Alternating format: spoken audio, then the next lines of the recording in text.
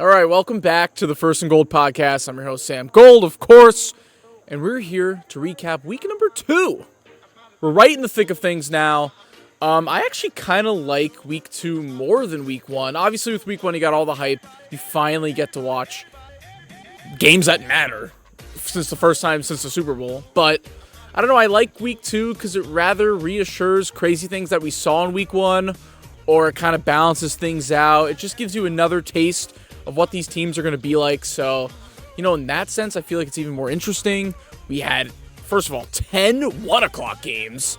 I believe Scott Hansen said that was the most we've ever had, or at least tied for the most we've ever had going on at once in NFL history, at least red zone history.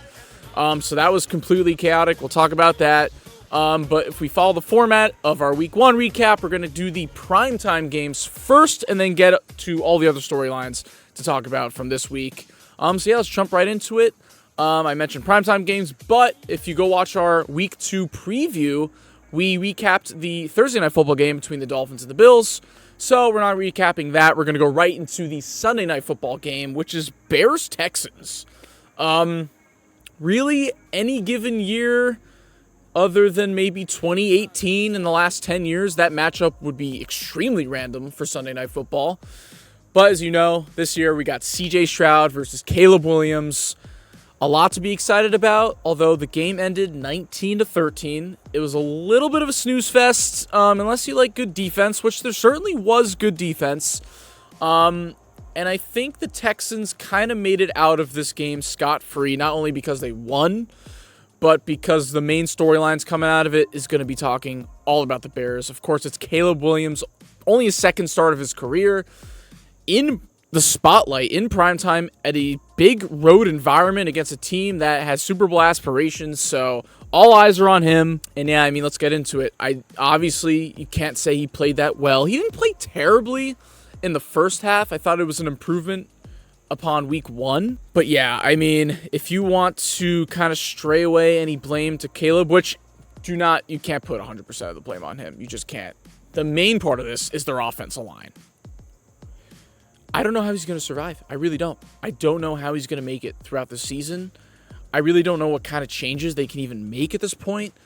But they were being dominated every single play, especially the pass plays. Caleb Williams was pressured on 90% plus of his dropbacks. And there were a few plays where Caleb had great escapability. And then, of course, one at the end led to him just lobbing it up and throwing an interception. He had 2 in this game, and yeah, it feels like he is not off to a start that a lot of people want to see, but it's kind of half his fault, half not, and it really just stems from this offensive line, which is a wreck right now. The offense is losing confidence. It looks like, you see DJ Moore sitting on the bench. He looks miserable right now. Keenan Allen's banged up. DeAndre Swift can't get anything going behind this offensive line, so, I could give all the props to maybe the Texans defense, but when, an offensive line just gives up that many pressures in a row, or every drop back, yeah, that's what the main issue is right now. So I'm not going to pull out the panic button and slam it for Caleb Williams. I'm not. Yes, he could look a lot better right now, but it's only week 2 of his career. So, it was a tough environment. It's tough to go out there on Sunday Night Football and play the Texans in primetime, I'm going to give him a break. I'm going to give him a break for now. He still looks a lot like a rookie quarterback. All right, let's move on to the Monday night game. Just happened last night. Eagles-Falcons. It was a good one. It was, well, not for Eagles fans, but, man, I don't really know where to start with this game. It just felt like the Eagles were playing better defense, which I wasn't expecting, although Bijan Robinson, that guy, I don't care what anyone says, he's the most talented running back in the NFL right now. Just watching him run is such a pleasure. He is insane. The cuts he was making, it feels so, it's weird. This is going to be contradictory, of course, but it feels like it's robotic, but also extremely smooth at the same time. Does that even make sense? It probably makes no sense. It's so much fun to watch him. It was so much fun to watch Saquon on the other side. Both running backs it was a masterclass going at it between the two. It felt like both offensive lines. Speaking about offensive lines of the Bears, you want to go opposite right now. It looked like the Eagles and the Falcons were having a great time, at least in the run game. You want to go talk about the passing game for the Eagles. Yeah, we talked about it last week. It feels like they're struggling a little bit still. Obviously, A.J. Brown was out in this game, so that didn't help. But, yeah, it just feels like if the play calling isn't there, it's an issue with Jalen Hurts and him just wanting to take off way too often. He escapes the pocket way too quickly. It feels like he doesn't let his reads develop enough. He doesn't have his confidence that he had 2 years ago. I keep talking about that, and that definitely worries me. It would have been huge to get a win now that they have to go to New Orleans next week. I mean, this was your home opener. You had it in the grass. I mean, the obvious storyline of this game, it was kind of two things how they lost this game. Actually, I'll say three. Number one, play calling. I just feel like, once again, they just played it way too safe.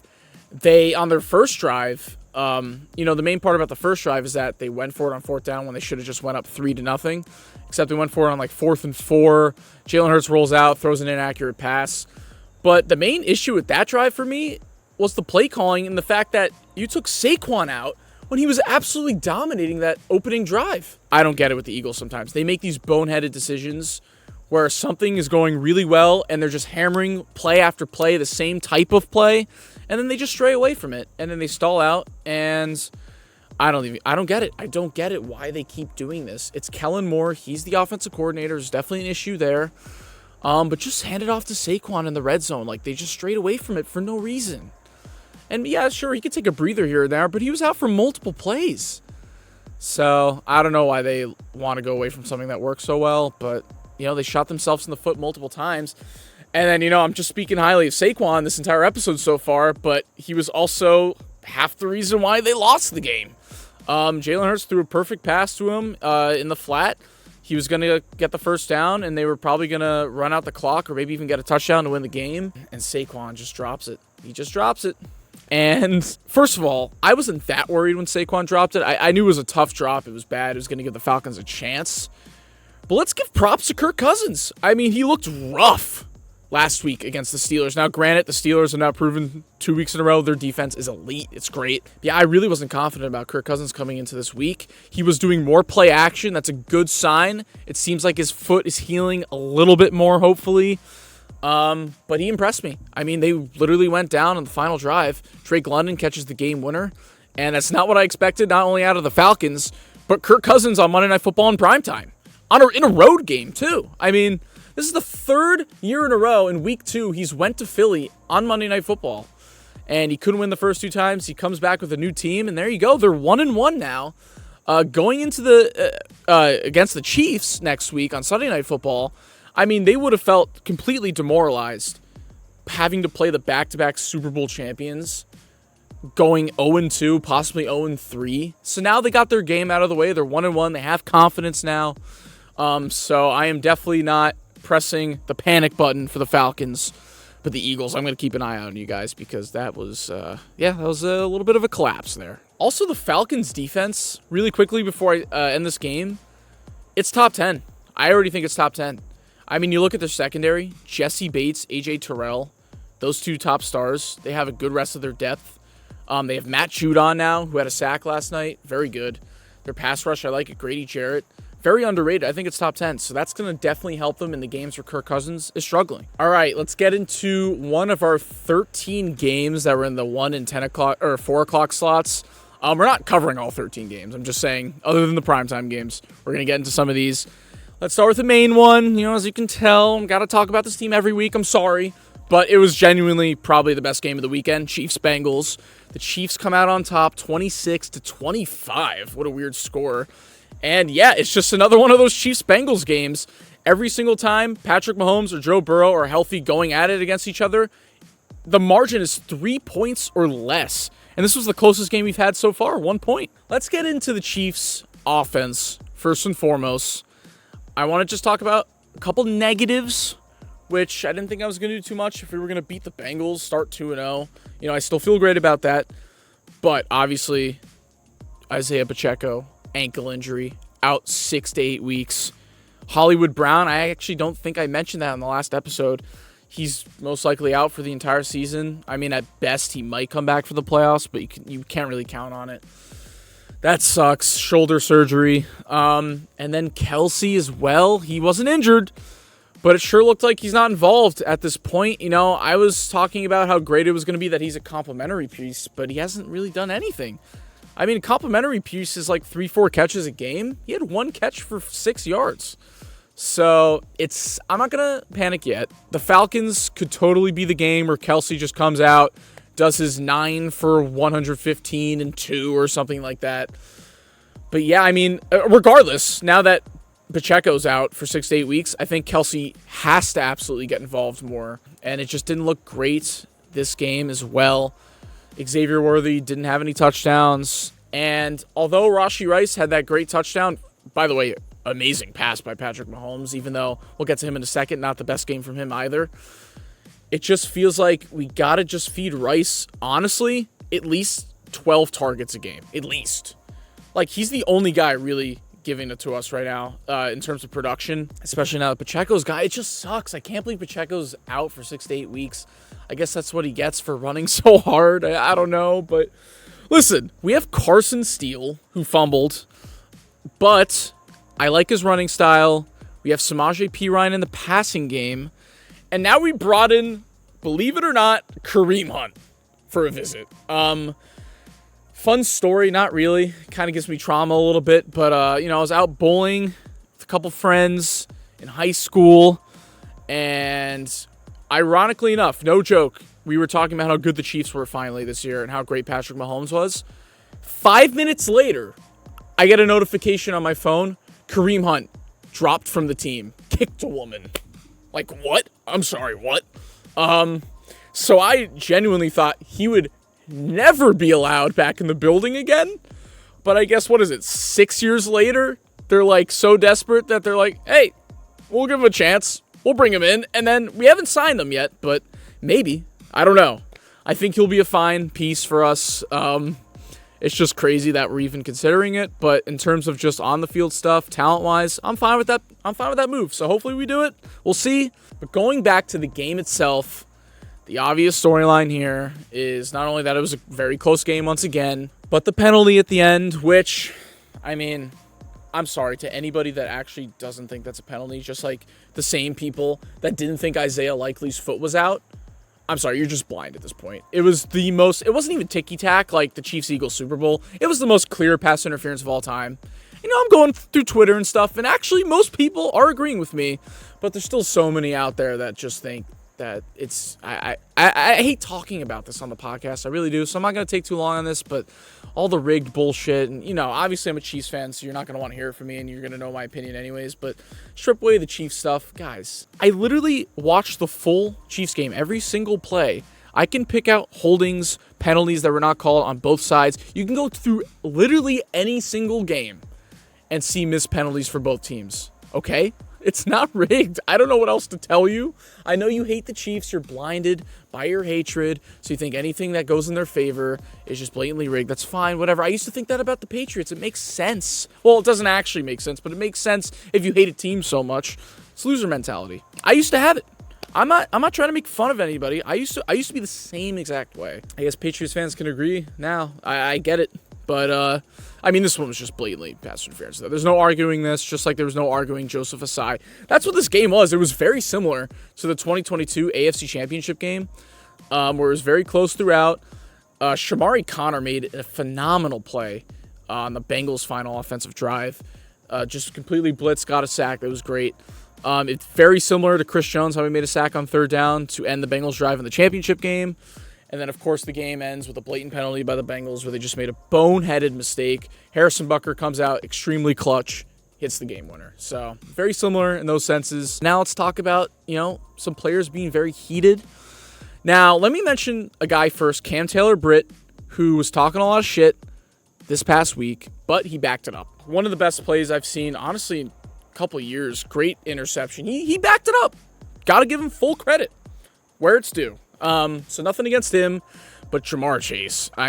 Listen, I root for the Bengals because my dad's a Bengals fan. But man, is it the hardest thing to do because these players, I just can't stand them. I really can't. The cockiness that they have. And then Jamar Chase, genuinely my least favorite player in the NFL. Genuinely. He's such a whiner. He's so cocky for no reason. He's honestly overrated. 2021, he was amazing, but he's honestly overrated. He should not be the highest paid wide receiver in the NFL. He's definitely top 10, but no, not highest paid. Once again, the Trent McDuffie play, which was totally not hip drop tackle. Any analyst agrees with you. Once again, blatantly not. He goes to the ref, complains. The ref gives him 3 or 4 warnings, and then he still talks to him and yells at him like that. I don't know exactly what was said, but clearly the ref was trying to give him a billion chances to stop, and eventually going to throw the flag. Like, what are you doing, Jamar Chase? You even saw it in Joe Burrow was trying to push him away. He was pissed off with Chase. It just feels like this team is falling apart. The Chiefs are getting in a lot of teams' heads, especially the Ravens, the Bengals, the Bills. It kind of reminds me of the AFC Championship game between the Chiefs and Ravens, where it felt like a lot of these players were just getting too heated and doing, dumb mistakes like that, talking shit, doing penalties. So, I don't know. There's a lot of reasons why the Bengals lost this game, even though I think overall they did play a better game. Got to give props to the Bengals defense. Got 2 picks off of Mahomes. Got a lot of pressure. Our left tackle rookie, bless him, but Kingsley Suamataia, he was struggling. He got benched towards the end of the game, so that was bad. That's something to look out for in our offense once again. I don't want to say I'm losing confidence in our offense right now because we still got Patrick Mahomes healthy, but yeah, things are looking a little weird right now. It's kind of similar to last year, so we'll see what happens. We still got the win. That's huge. To start 2-0 and have that advantage over the Ravens and Bengals, I love it. Thank you, Harrison Butker, once again. You always hit the clutch field goals. It's nice to actually have confidence in a kicker to try to hit a game-winning long field goal. Best kicker in the NFL. You saw Tucker. He's missing kicks over 50 now, first 2 weeks, so feels like he's past his prime. Harrison Butker's right in his prime. That's it. Look, I think the Chiefs and Bengals will most likely play each other again. If the Bengals keep playing like they did on Sunday, they're going to be a playoff team for sure. But luckily, they have the Commanders and the Panthers. So they'll be 2-2. And then they play the Ravens, which is tough. That's about it for the Chiefs-Bengals game. I'm just very happy that we got away scot-free. We could have easily been 0-2. But now we get to play the Falcons. Hopefully we win that game. Okay, we're going to hop around the league a little bit here. We're not going to talk about certain games as a whole individually, but I got some more topics. Let's harken back to last week about a couple teams who I couldn't stop roasting because they were so bad. Let's give some Giants and Panthers sucking updates. That's what I wrote on my notes. There you go. Okay, let's start with the Panthers. They lost 26-3 in their home opener against the Chargers. I can't even tell you one thing that happened from this game from the Panthers. One highlight, anything.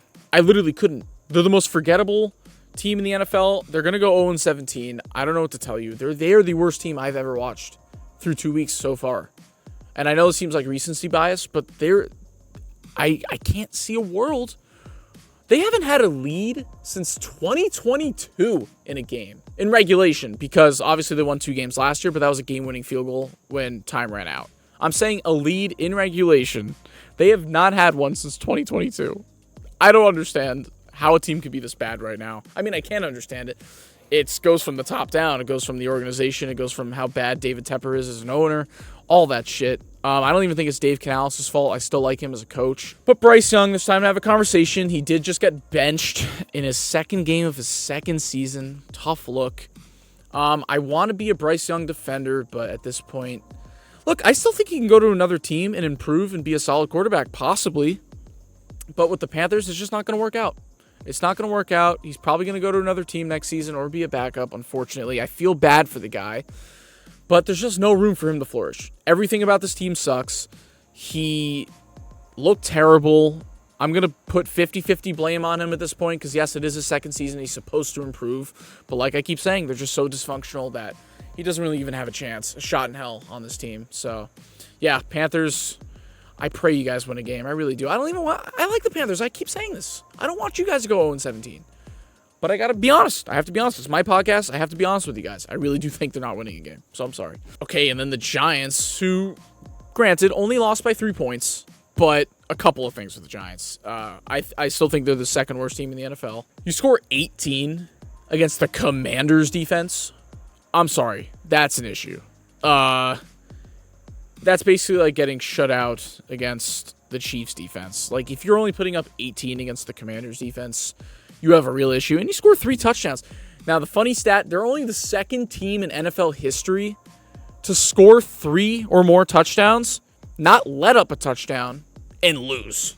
I mean, 7 field goals for the Commanders. I mean, props to them. You know, Jaden Daniels looks solid. Austin Seibert, player of the week for them. But, man, I mean, Malik Neighbors, at least he looked great. That was a bright spot. You know, I said last week that the only good part of their team was their defensive line. Even they're struggling. Like, they're not even doing their job right now. Kayvon Thibodeau doesn't look very good. Brian Burns doesn't look very good. I'll give it to Dexter Lawrence. He's been all right this season, but I just feel like there's no hope for them as well. I really don't. I mean, luckily they play the Panthers in Germany. I think the Giants will win 3 games. I do. But, I mean, yeah, you put up 18 points against the Commanders' defense. Your kicker got hurt in this game, which, you know, a lot of people are questioning why they went for it on 4th down. That's why. But Malik Neighbors, just kind of like Saquon Barkley, a little Giants intertwining here with these fuck-ups in the 4th quarter. Malik Neighbors drops the 4th down, basically hands the Commanders the chance to win the game in regulation instead of going in overtime. And, yeah, just another blunder of, I'm going to guess, many coming up this season for the Giants. So I'm sorry for Giants fans that have to hear this. But, yeah, you're the 2nd worst team in the NFL. Okay, let's get into another segment. We're going to talk about some of our biggest surprises so far throughout 2 weeks of the NFL season. Let's start with the biggest one for sure, the Saints, who are 2-0. They have won 47-10 and 44-19 against the Panthers, granted. And then in Dallas, who just whooped the Browns' asses in week 1, they go into their house, the Saints, and whip their asses. I had to see it against a way more formidable opponent in the Cowboys. And they go up and put 44. Alvin Kamara, 4 touchdowns. Derek Carr looking like the leading MVP right now. I mean, what world are we living in? Is this just going to be another situation where, remember in 2018 when Ryan Fitzpatrick started off the season for the Bucs really great?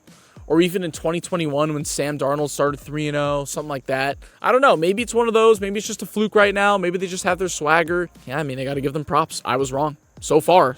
If things keep going how they're going, I was completely wrong. I had the Saints going 5-12. I thought Derek Carr was probably a bottom 10 starting quarterback in the NFL. He's playing like a top 5 right now. Top 3. I mean, I just said MVP candidate. So, man, I mean, 44-47. That's 91 points in the first 2 weeks of the season. That's tied for the 4th most by an offense throughout the first 2 weeks in NFL history. I mean, the Saints would probably be on my last 5 guesses if someone laid that out for me at the beginning of the year and said, which offense is going to accomplish this in the first 2 weeks? The Saints would be like my 27th answer. And look, I gotta give them props. Dennis Allen right now is making it work. Their play calling does look a lot different from last year, a lot less conservative. They're using Derek Carr in ways they haven't done before. Rashid Shaheed is way more involved. I mean, that guy's so explosive. I believe since the beginning of last year, he has the most catches over 50 yards for a touchdown, I believe. Or maybe it's just 50 yards in general, but he's so explosive. He's great. Alvin Kamara just said it, 4 touchdowns. I mean, it looks like he hasn't even aged. He had one season 2 years ago where he looked bad. Of course, I had him in fantasy the only time I've ever had him. But he just, yeah. I mean, so explosive. I don't understand if this is going to keep up. I really don't. I don't know what's going to happen. They play the Eagles next week. But yeah, the Saints right now, number 1 in the power rankings? I don't know. I mean, look, the league is more fun when the Saints are good. I said this last year on the podcast. I said it's just very depressing when the Saints are boring and bad. I hate their coaching, but so far it's completely different. So we'll see what happens. Saints fans, if you listen to this podcast about a Chiefs fan ranting, it's kind of random, but if you do, if you're out there, salute. I mean, have fun, because you guys really haven't had fun since, the COVID season? So yeah, there you go. All right, another surprise is the Ravens falling to 0-2. I thought for sure they were going to have a bounce-back game at home against the Raiders. You know, they just lost to the Chiefs. They're pissed off. Isaiah Likely, by the way, oh, buddy, looks like you're just, what did you say? Is that was the worst game you're going to play this year against the Chiefs? Is that the worst game, really? Because 1 week later, you guys were way worse. I just shook the whole deck, but I don't care. I'm pissed off because I don't like the Ravens. I don't like the shit that they were talking. I don't like how cocky they were. I don't like how bitchy and whiny they were after the game. But guess what? You just lost to our rival who's worse than us at home. I'm just so happy that the Ravens are falling apart right now. Now, they play in Dallas next week. You want to talk about a team that's at home, that's pissed off, that wants to win after just beating a team that I talked about in the Saints? You might start off 0-3. I hope you do. I don't like the Ravens anymore. I used to. But no, after all the bitching and whining and complaining, after the Chiefs game, talking about, is that the best you got? Because we're definitely going to be in the playoff. Whatever the quote was, I don't even care anymore. Isaiah Likely did shit. Lamar Jackson blew it again at the end. Props to Gardner Minshew. I mean, somehow I've turned into a pro Raiders podcast in the last few weeks. I put out a TikTok clip where I got tons of love from Raiders fans, and I'm talking about how good Gardner Minshew has been. Beating the team that now I hate more than the Raiders, it feels like, and the Ravens. So I don't know what's going on. This league is weird, but they're 0-2, and I don't care. I don't care. I'm the insufferable Chiefs fan. You can throw all the hate at me, Ravens fans, but that's what you get. All right? Don't test the bull, or you're going to get the horns of Gardner Minshew and the Raiders, apparently. So there you go. Okay, we got 2 more surprises. This one will go quick. Just a wacky game that was very forgettable. Not for Packers fans. Very important for the Packers. They somehow sneak out with a win 16-10 against the Colts with Malik Willis starting. I posted on Twitter my bold predictions going into this Sunday. I said that Malik Willis was finally going to throw for over 100 yards in a game because in his other 3 starts, he didn't do that. And he went out there and did it. So props to him. You know, obviously he's not a great quarterback, but he did exactly what was asked of him by Matt LaFleur. They had a great game plan. They ran it like, how many times? 30, 40 times with Josh Jacobs. He was great. And the Colts, man, their run defense just awful so far this season. They gave up a huge load to Josh Jacobs and the Packers. They gave up tons of yards to Joe Mixon in week 1. So, yeah, that's definitely an issue. Anthony Richardson, we knew he was going to be inconsistent. The weeks where he just doesn't capitalize on those big highlight plays, it just feels like they're going to lose. Also, it always just feels like the Colts start 0-2. So maybe I'm not that worried. They play the Bears at home next week. They could probably win that game, but yeah, some weird shit happening in this game. It was odd to watch. But look, the Packers, that's massive for them. The fact that Malik Willis can go out there and prove now that he can win a game while Jordan Love's on the bench, I mean, there you go. You're right in the thick of it again. If you can win 1 or 2 more games before Jordan Love comes back, you definitely have a shot. Definitely have a shot at the playoffs, maybe even the division. So we'll see. And then finally, a surprise that I hate to admit, because I always never believe in this team in the offseason when the hype is there. I'm still going to wait and see. They played the Raiders and the Panthers, but it's the Chargers. And it's not more of a surprise where I think they're going to be this big playoff team, but just the whole structure of this team and the vibes surrounding them and their organization right now and their leadership and their confidence. They're not really injured right now, which I don't want them to get injured. I'm not saying that. I'm just saying it feels like all these bad luck things always happen to the Chargers. J.K. Dobbins looks great and healthy. I got to give it to them. I mean, I thought they were just going to end up not being as good as people thought. I think I said they were going to be 8-9. And right now, they look like a playoff team, and they just look well run. I can't believe I think this is the first time in my lifetime I'm saying this about the Chargers. They look like a well-oiled machine, a well-run organization with confidence and great leadership, not only with Justin Herbert, but their coach, Jim Harbaugh. He really has changed the culture right now. They pound the shit out of the rock. Justin Herbert does what he needs to do, and that's it. I mean, they play good defense. They play hard. They're happy. They look like they're having fun again. Now, look, anybody looks like they're having fun against the Panthers, but still, they've given up, 13 points so far this season? Very solid. Very, very solid. So, yeah, I'm going to definitely look out for the Chargers. They play the Steelers next week. If the Chiefs and Chargers win next week, we're going at it in week 4 in LA, both at 3-0. That's going to be a huge game. So, we'll see down the line. But, yeah, I'm very surprised about the Chargers right now, and Jim Harbaugh really is changing things, it looks like. But we'll see. Maybe they'll collapse like they always do, but yeah, right now, I definitely was proven otherwise. Okay, last thing, I just want to mention a couple quarterbacks specifically for this reason because other than Lamar Jackson, we're not going to mention him. We already got our Ravens hate out of the way. But we're having a 2018 top 2 pick of the NFL draft quarterback resurgence right now, apparently, because Baker Mayfield, I said it last week, that he was my MVP pick, from week 1. He had 4 touchdowns. He looked great, but he played the Commanders' defense, which is not very good. Lions' defense, on the other hand, which still played pretty solid in this game. It was a tough loss for them. Jared Goff didn't look very good, but you got to give it up to Baker Mayfield once again. Now, he didn't have the perfect game, but he proved that he can go into a tough environment, which he lost in last year.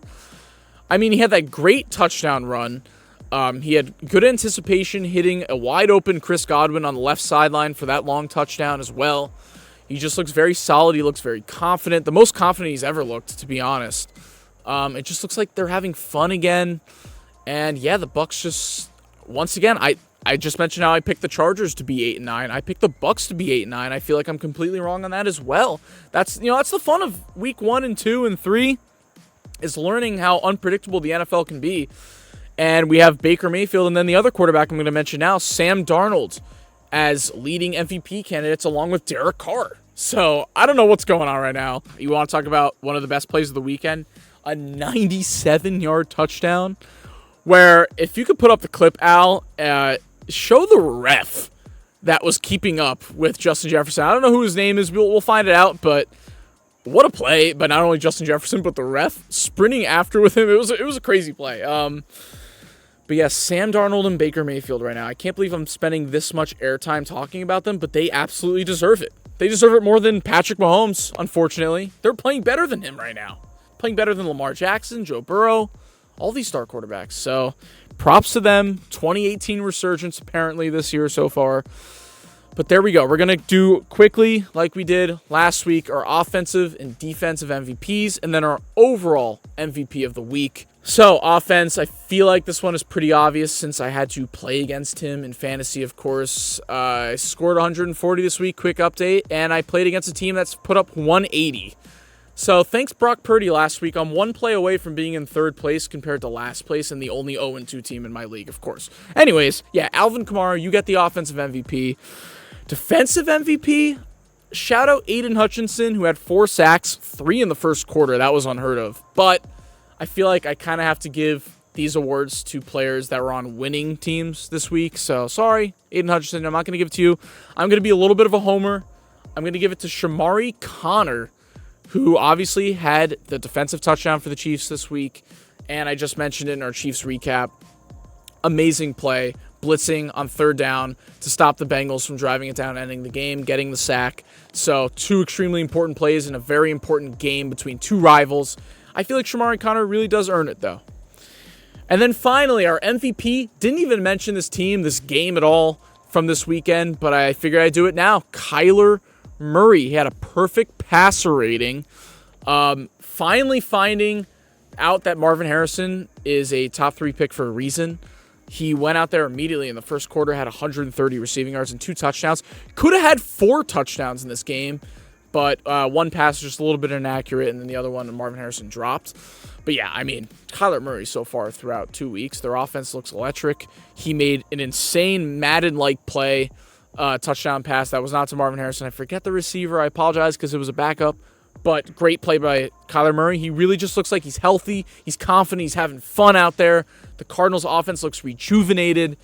And yeah, he definitely deserves it this week. They just gave it to the Rams.